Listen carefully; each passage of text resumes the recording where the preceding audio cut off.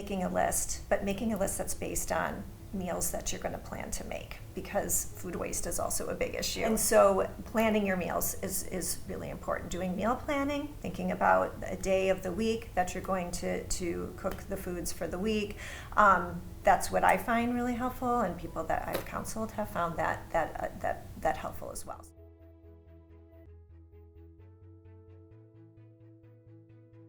Frozen vegetables and fruits are a great option.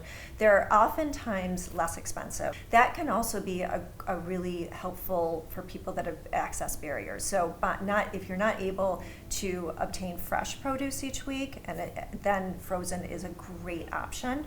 Sometimes it actually has more nutrients than fresh. It's frozen right after it's picked. And then it's more non-perishable. You can keep it in the fridge, in the freezer, and yeah, very easy to prepare as well.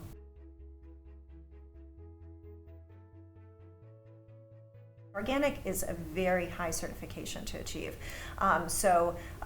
It has to, for I think it's 3 years, no pesticides or organicides can be used on the land prior to being certified. If you're certifying meat, the grass or the grain that the animals are eating also has to follow that same rule. That grain has to be grown on land that hasn't had pesticides used for 3 years. And then there's some quality of life requirements. Those are a little bit of a gray area depending on what the animal is.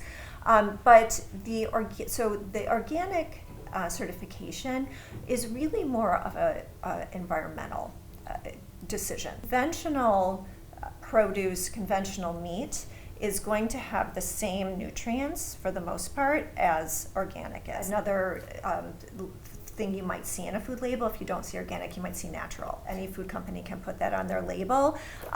There is a somewhat very generic statement that the food should not be very processed, but really there's no one really looking at policing that.